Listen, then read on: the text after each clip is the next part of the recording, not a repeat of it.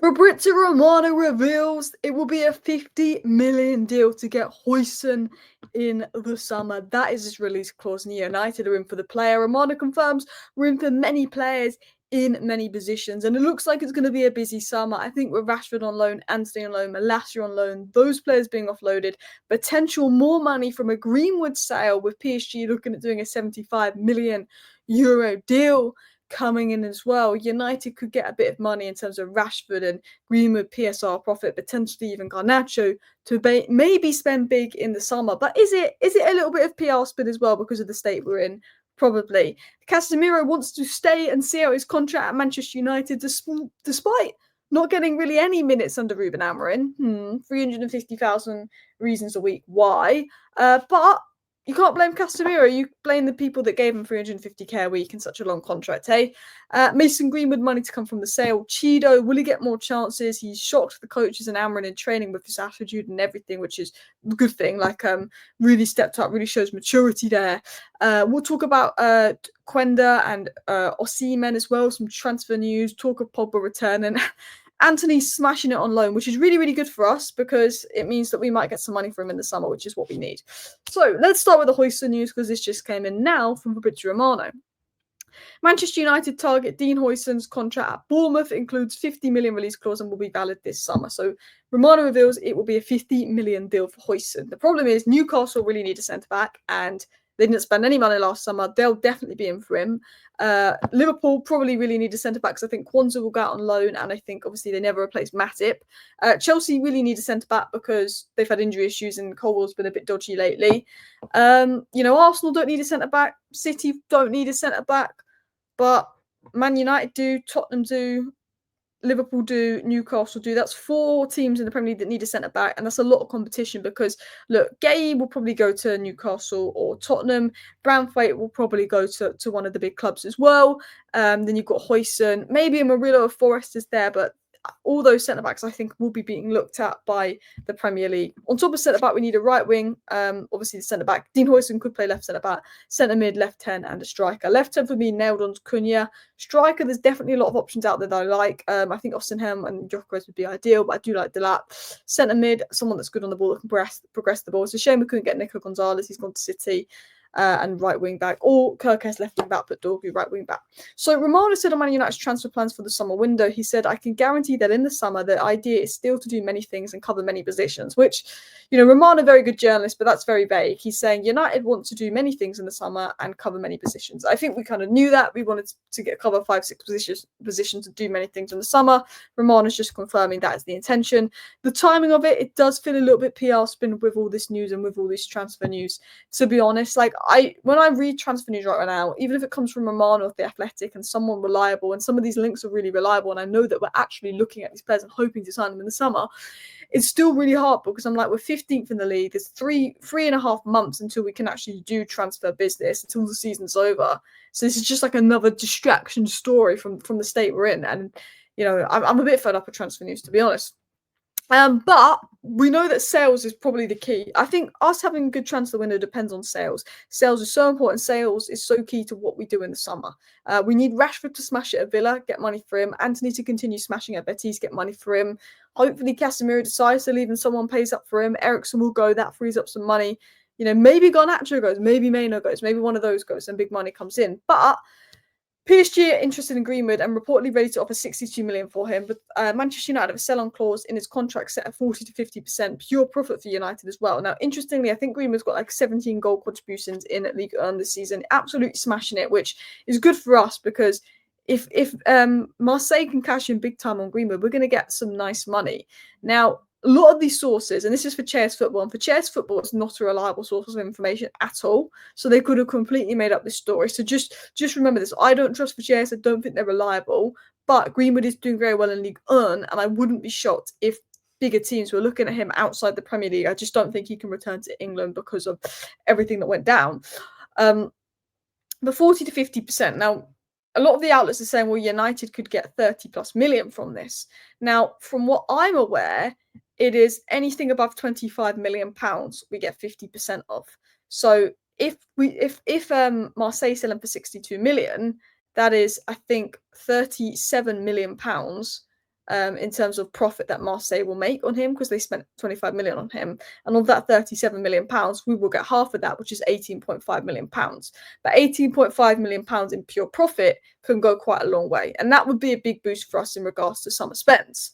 Now, obviously, talking of academy and young strikers coming through, Obi Martin is probably the next big thing to come through the academy. If Shea Lacey can stay fit, that would be unbelievable. We've got Kakonki, we've got Jim Thwaites, we've got other talents, but I think Chido, is probably the next big thing to come through. Right, my bad there. Just completely froze, but I've just changed the top to Chido Obi because he wants Martin dropped out of his name. And I keep forgetting that because I keep seeing people write Martin everywhere, but it's Chido Obi now. Anyway, sources around the first team speak of Obi's humbleness and the impression he made on Ruben Amorim and his staff across the last 3 weeks, the time period where he's really stepped up to become more of a factor in the senior side. He's been playing for the 21s, he's been really impressing at youth level. He's still raw, he's not going to come in and be prime Madonna or prime Erling Haaland or Harry Kane when he comes into this United lineup. But one thing that's been picked up about Obi is actually there's a very humble guy. He's not just a good footballer, but he looks like he's got that character and that mentality. And also just watching him play a little bit here and there, he holds up the ball well. He's got a little look about him to play a ball in behind and pass and stuff. He's not a one-trick pony. He's not just a goal scorer. And he's been really impressing people. But I think it's his humbleness that's really made an impression and shocked Amorim and his staff in recent weeks. Now, interestingly, it was said that Joshua Zirkzee is providing something of an older brother role to Chido. His fellow Dane, Patrick Dorgu, also keen on helping him settle into the senior dressing room. And Zirkzee obviously seen commenting more to come, little bro. But that's really good. And I think Joshua Zirkzee is a player that, got way too much stick at the start of the season. Yes, he wasn't the best, but he wasn't awful and he wasn't anywhere near the worst player. And he had some exciting cameos and he got a lot of stick after Newcastle. But since Newcastle, Zirkzee's been really impressive in his cameos. It's not 10 out of 10, but when you compare him to the rest of the squad, he's significantly better than the rest of the squad. And he looks fitter and he looks more on it in recent games. And I think Zirkzee's shown some mentality and stepped up. And I think Zirkzee himself has shown actually he's got a future at this club, probably not as a number 9, but potentially as a number 10. And even Ruben Amorim was saying he sees Zirkzee as a 10. So, Obi can come through as a 9. Zirkzee could be a 10. You never know. We might see Obi, Zirkzee, and maybe Garnacho front 3, or potentially Bruno goes into the front 3 when we get Collier and Agate back, or potentially Mount could come into the left 10 row. I mean, Mason Mount returning, who is back in the next 2 weeks, apparently. Who will he be? I don't know. But continuing on. Casemiro, believe it or not, wants to stay at United. Above all, I respect United, a club which I'm very grateful. I have a year and a half left on my contract. I'd like to fulfill it. United need to get Casemiro out because they'll save 18 million a year. And if they get Casemiro out, there'll be funds there to bring in a midfielder, which we need. Because let's be honest, Bruno will have his most influence further up the pitch. Bruno couldn't have much influence in the Tottenham game because he had to do twice the amount of running because Casemiro can't run. And it was much lower down the pitch, but he created it on a plate for Garnacho and should have had an assist. Bruno's expected assist was the highest in that Tottenham game of any player, despite playing deep. Now, Casemiro, you can be mad at him all you want. He's on 350k a week. He's not going to play minutes and he's happy to stay at United. That's because he's not going to get half that money elsewhere. But instead of taking out Casemiro, that's his contract. We gave him that contract. It's the people above Casemiro's fault for why that happened. But I think if I'm Casemiro, you can still play football week in, week out and be on 150k a week over in America. Why don't you just go do that? Why do you want the 350k a week, eh? But look, that's footballers. Continuing on into transfer news, it was said that United are progressing in talks over Sporting Lisbon winger Kenda. It's reunion with Ruben Amorim this summer. United value him lower than Sporting, who seek around 50 million. United see him for 33 million. And they want to pre-agree his summer arrival to fend off rivals. We know from David Ornstein and other reliable sources, United are trying to get Kenda on a pre-agreed deal ahead of the summer. I mean, Kwenda Dorgu coming in solved the fullback situation, brilliant. Wingback situation, sorry. Absolutely brilliant, smart business. And then summer we can focus on Cunha, we can focus on the striker. And then it's, can we get Huijsen for 50 million? Can we get a midfielder that's good on the ball? Can we offload Casemiro? Can we sell the players? This would be really good. I wouldn't pay more than, I could go to 40 million in add-ons if the add-ons were only paid if he's good, but I wouldn't spend more than 35 million pounds on Kwenda. I think you can get Kirkus around 40 million and you can always put Dorgu at right wing back if need be. But I like him. I think he'd be a good addition. And I think if we can get this pre-agreed and then we can use the summer to focus on left 10 and striker and getting players out, would be absolutely brilliant work. Continuing on, breaking news coming in. This was through the MUFC MPB Twitter page, so make sure to give them a follow and check them out. They always get exclusives, and they get information from journalists I've never heard of.